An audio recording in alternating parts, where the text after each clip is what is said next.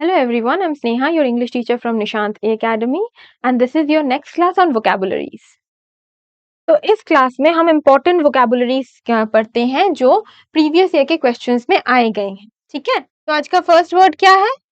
Nostalgia. इसका मतलब क्या है? अ सेंटिमेंटल लॉन्गिंग और wishful affection for the past. तो ये एक इम्पोर्टेंट वर्ड है।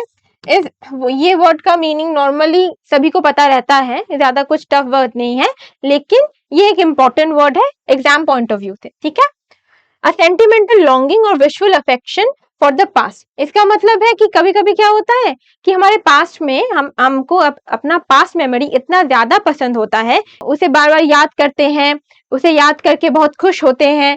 जैसे कि आपके पास में आपका स्कूल टाइम बहुत अच्छा था, तो वो एक नॉस्टैल्जिक मेमोरी है ना। उसके बारे में आपको याद करके आपको लगता है कि क्या काश मैं फिर से स्कूल में जा सकता, स्कूल में जाके वो स्कूल वाली लाइफ मुझे फिर से वापस, क्योंकि आगे की लाइफ जितने हम बड़े होते हैं लाइफ उतनी ज्यादा कॉम्प्लिकेटेड हो जाती है, उतनी ज्यादा टफ हो जाती है, तो हमें अपनी पुरानी लाइफ बहुत पसंद रहती है। ये सबके केसेस में होता है।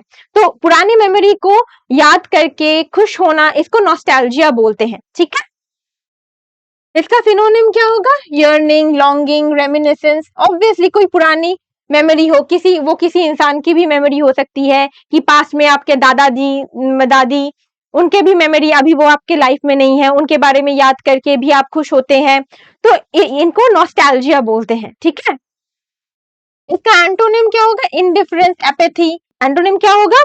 जब इन सारी चीजों के बारे में भी याद करके आपको कोई फर्क नहीं पड़े, है ना। कुछ कुछ इंसान होते हैं कि हुआ पास्ट का बहुत अच्छा था लेकिन पास्ट में ही था, फिर अभी प्रेजेंट में है तो प्रेजेंट में जियो। कुछ लोग की मेंटालिटी ऐसी होती है कि वो तो पास्ट है, पास्ट हो गया, है ना।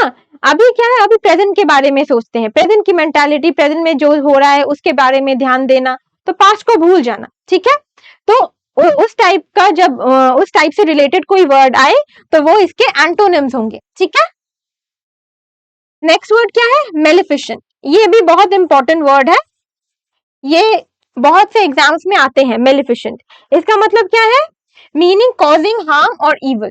तो कोई भी इंसान जो आपका कोई हार्म करना चाहे, आपको कोई क्षति पहुंचाना चाहे, ठीक है। बहुत से इंसान होते हैं ना जो आपसे जेलस होते हैं, वो चाहते हैं कि आपका बुरा हो और कुछ करते भी हैं ताकि आपका बुरा हो, तो वो लोग बहुत हार्मफुल होते हैं। ऐसे हार्मफुल इंसानों के लिए ये वर्ड मेलिफिसेंट आता है। ठीक है, वो से सिचुएशन भी हो सकता है कि कोई सिचुएशन भी ऐसा है जो हार्मफुल सिचुएशन है, तब भी ये वर्ड यूज होगा।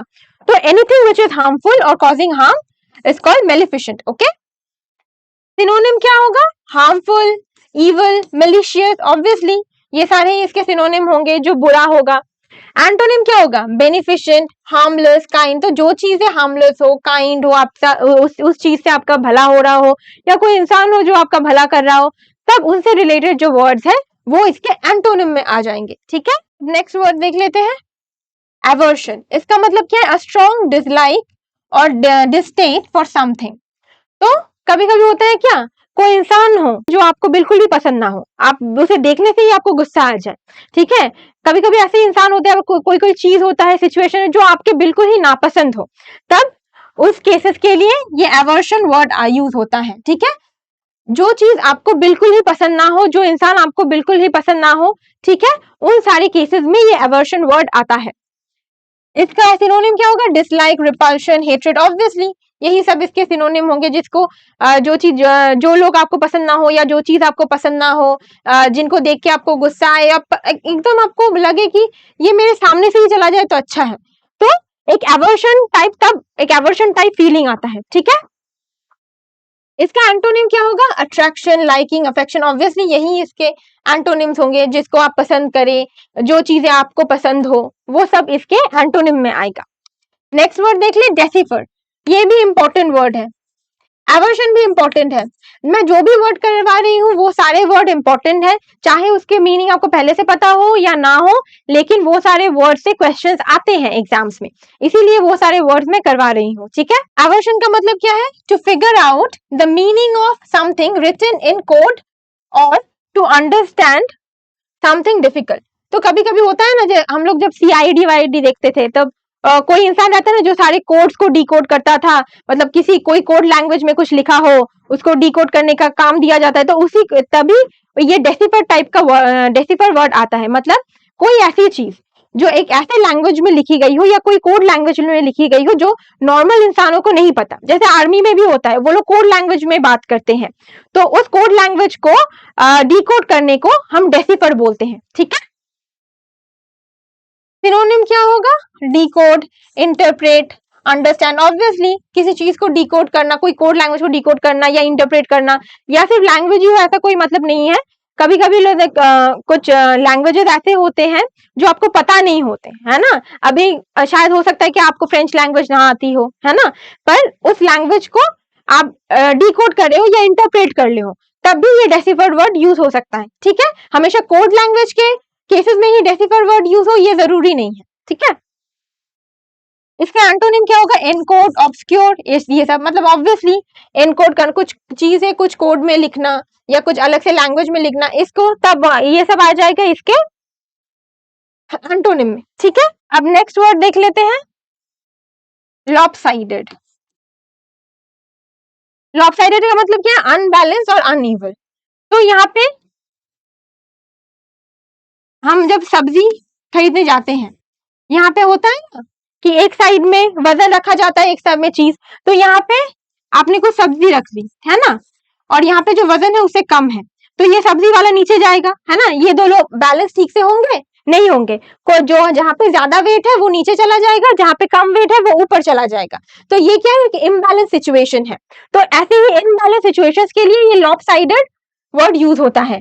मतलब जहाँ पे दोनों चीज बैलेंस में ना हो। ओके, जब वहां पे दोनों साइड बैलेंस में ना हो तब ये लॉपसाइडेड वर्ड आता है। ठीक है, मीनिंग क्या है? अनबैलेंस। और इसका सिनोनिम क्या होगा? अनइवन, अनबैलेंस्ड, हाँ, स्क्यूड। तो ये सब कुछ आता है। ऑब्वियसली जो चीज बैलेंस में ना हो ये सब इसके सिनोनिम में आएगा। ठीक है, एंटोनिम क्या होगा? Balance, symmetrical. तो अब अगर दोनों तरफ ही सेम वेट की चीजें हो तो दोनों ही सीधा रहेंगी, कोई नीचे भी नहीं जाएगा, कोई ऊपर नीचे भी नहीं होगा, तो तब ये बैलेंस है। मतलब ये बैलेंस है ना। तो ये आ जाएगा इसके एंटोनिम में। ठीक है, जो भी वर्ड बैलेंस से रिलेट करे वो सब इसके एंटोनिम में आ जाएगा। ठीक है, सिमेट्रिकल, ये अब सिर्फ ये वेट के केसेस में हो ऐसा नहीं है। जैसे कि दो लाइन हो, एक लाइन ऐसा है, एक लाइन ऐसा है, तो ये दोनों लाइन एक ही तरफ नहीं जा रहे हैं। ठीक है, इनका लेंथ भी सेम नहीं है कुछ भी, तो दोनों साइड जब डिफरेंट चीजें हो, ठीक है, तब भी ये लॉपसाइडेड वर्ड यूज होगा। ठीक है, बट इनको ये जरूरी है कि ये दोनों साइड में हो। ठीक है, एक ही चीज के दो साइड में हो तब ये चीज एप्लीकेबल है। ठीक है, तो अब अगर दो लाइनें सेम हो तो वो सिमेट्रिकल लाइन है ना। तो ये सब भी इसके एंटोनिम में आ जाएगा। ठीक है, तो नेक्स्ट वर्ड क्या है? रेट्रोग्रेड। रेट्रोग्रेड का मतलब क्या है? मूविंग बैकवर्ड और reverting to an earlier stage. तो एक गाड़ी है, ठीक है, ये गाड़ी है, ये गाड़ी पहले इस पोजीशन में थी, ठीक है, फिर वो आगे जाके वो गाड़ी इस पोजीशन में आ गई। ठीक है, इस पोजीशन में ये गाड़ी आ गई, तो ये क्या हुआ? पहले इस हेडलाइट इसके इस तरफ है, ठीक है, तो ये पीछे आ गई है ना, गाड़ी बैकवर्ड आई है। इसका हेडलाइट इस तरफ है, इसका मतलब ये गाड़ी जो है ये पीछे आई है ना। तो पीछे आ जाना का मतलब है रेट्रोगेट होना। ठीक है, किसी अपने पुराने स्टेट में आ जाना।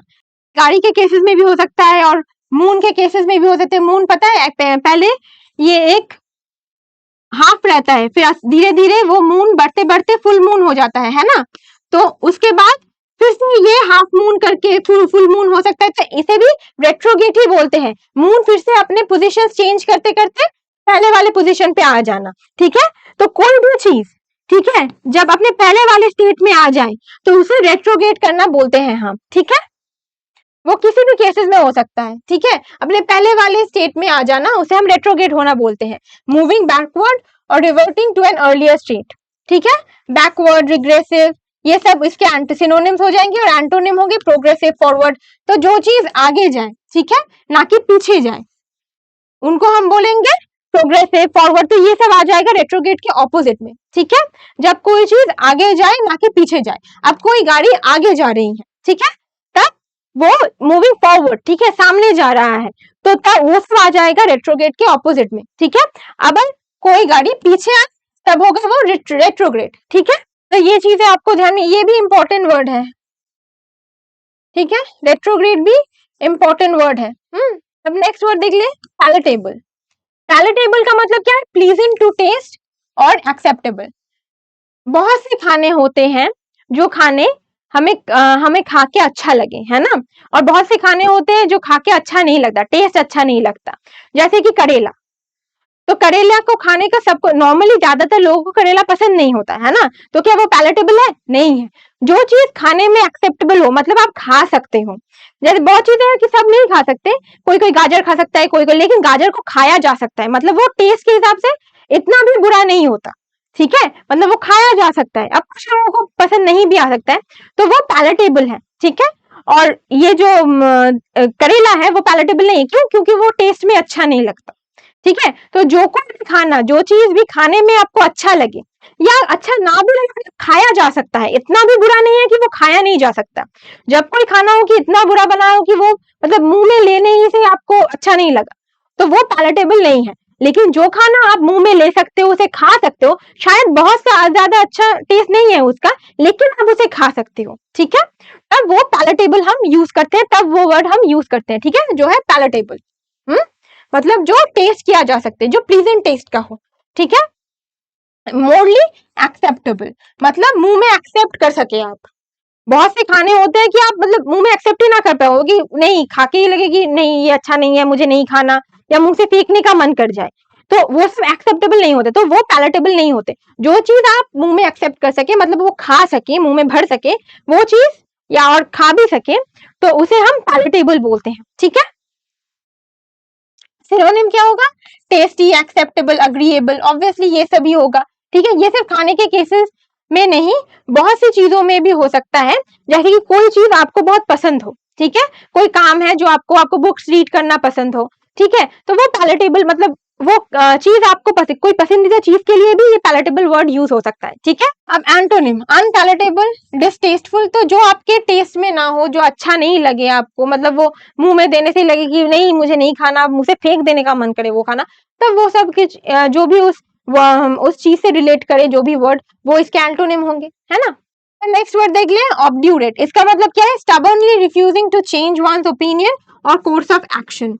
तो कभी कभी कुछ इंसान ना बहुत ही ज्यादा स्टबर्न होते हैं, उनको अगर आप बोले भी कि ये मत करो, ये बुरा है, तुम सिगरेट मत खाओ, ये सिगरेट खाने से तुम्हारी हेल्थ इंजर्ड हो रही है, तुम्हारी हेल्थ अच्छी खराब हो जाएगी, तुम्हारे लिए खराब है, वो खाएंगे, क्योंकि वो वैसे ही स्टबर्न है, नहीं मैं खाऊंगा, मेरी हेल्थ है, मैं समझूंगा, तुम कौन होते हो बोलने वाले। तो ऐसे टाइप के इंसान जो बहुत ही स्टबर्न होते हैं, जो सोचते हैं कि जो वो कर रहे हैं वो बिल्कुल ठीक है, और अपने एक्शन को बिल्कुल भी चेंज नहीं करना चाहते, उनके लिए ये वर्ड आता है ऑब्ड्यूरेट, ठीक है।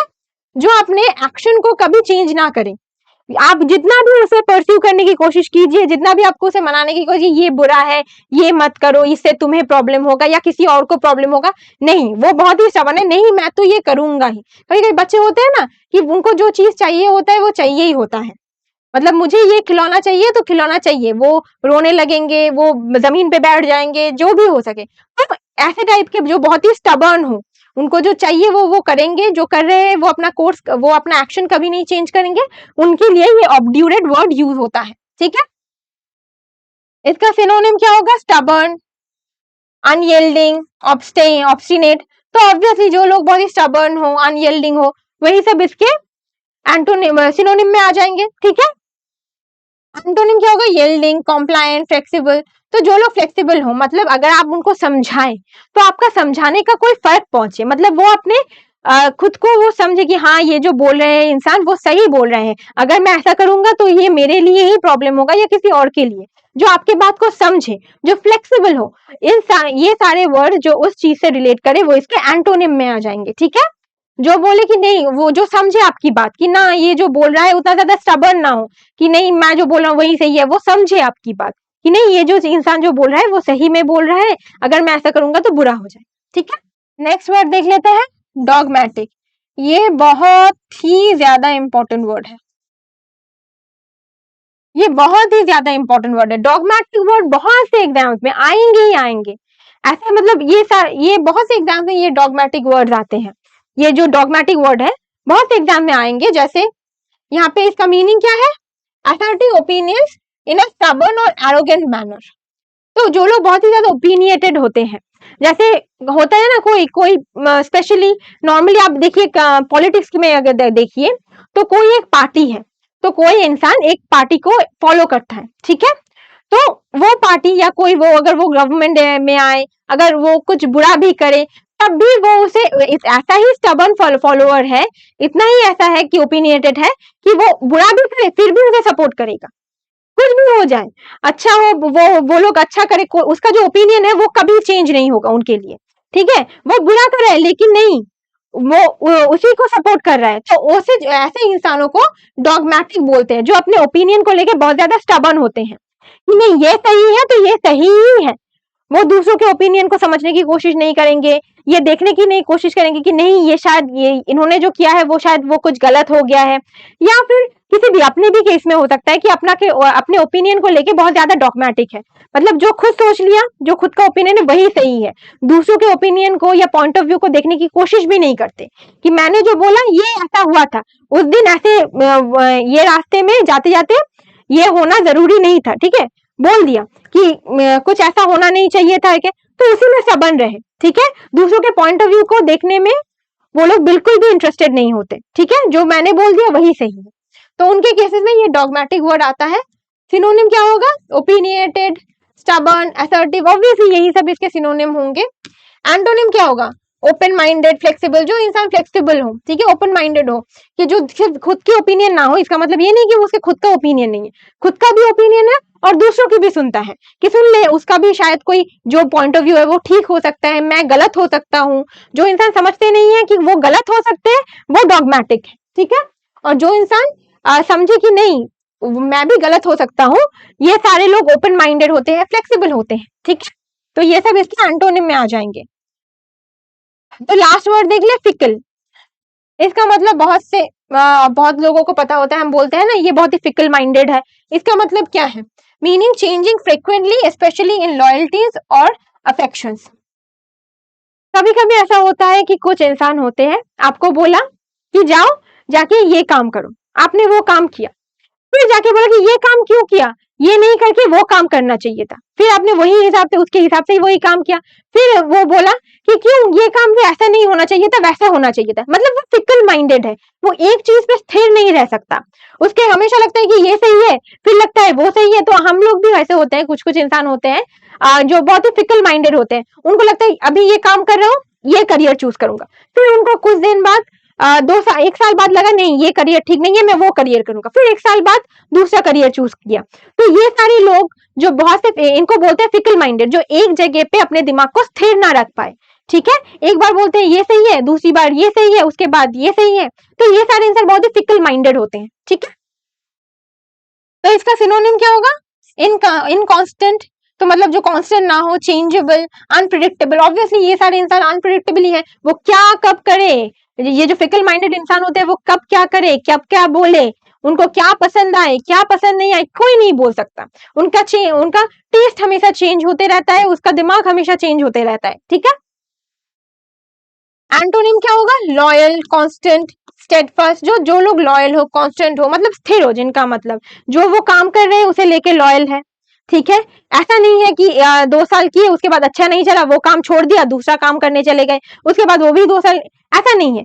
हाँ, अप्स एंड डाउन आते हैं शायद, लेकिन उसके बाद भी वो कंटिन्यू करे, ठीक है। ऐसा जिंदगी में भी होता है कि रिलेशनशिप्स में भी अप्स एंड डाउन आया तो छोड़ दिया, दूसरा रिलेशन स्टार्ट कर दिया, ऐसा नहीं होना चाहिए, ठीक है। जो इंसान लॉयल हो, स्टेडी हो, अपने स्टेबल एक माइंड हो, वो सब कुछ आ जाता है इसके एंटोनिम में, ठीक है, फिकल के एंटोनिम में, जिसका माइंड बहुत स्टेबल हो, ठीक है, जो सोचे उसके लिए लॉयल रहे, ठीक है। तो यही थे आज के वोकैबुलरीज के 10 वर्ड्स। इसी के साथ मैं अभी तक मैंने बहुत से वोकैबुलरीज के रिलेटेड वर्ड्स करवा दिए, जो इंपॉर्टेंट वर्ड्स है आपके प्रीवियस ईयर के पॉइंट ऑफ व्यू से, वो सारे वर्ड्स मैंने करवा दिए हैं, और थोड़े कुछ वर्ड्स बाकी हैं, वो खत्म होगा उसके बाद मैं दूसरे जो वोकैबुलरीज के इंपॉर्टेंट पोर्शंस है, इडियम्स और फ्रेजल वर्ब्स, ये कराऊंगी, ठीक है। तो अभी आप ये सारे वर्ड्स को अच्छे से पढ़िए, अच्छे से ध्यान रखने की कोशिश कीजिए, हो सके तो लिखिए, जितना हो सके प्रैक्टिस कीजिए, क्योंकि ईपीएफओ में क्वेश्चन ज्यादा वोकैब से आते हैं, ये सभी को पता है, लेकिन ग्रामर पोर्शन को भी हम इग्नोर नहीं कर सकते क्योंकि वो सिलेबस में है। ज्यादा कॉन्फिडेंट हो गए, ग्रामर पोर्शन ठीक से नहीं किया, अब देखा कि उसी से ज्यादा क्वेश्चन आ गए। तो किसी भी चीज को लाइटली नहीं लेना चाहिए, हर जगह वोकैबुलरी भी अच्छे से कीजिए और ग्रामर पोर्शन भी अच्छे से कीजिए, ताकि आपको एग्जाम में कोई प्रॉब्लम ना हो। ठीक है, तो आज के लिए इतना ही। Have a very nice day, take care.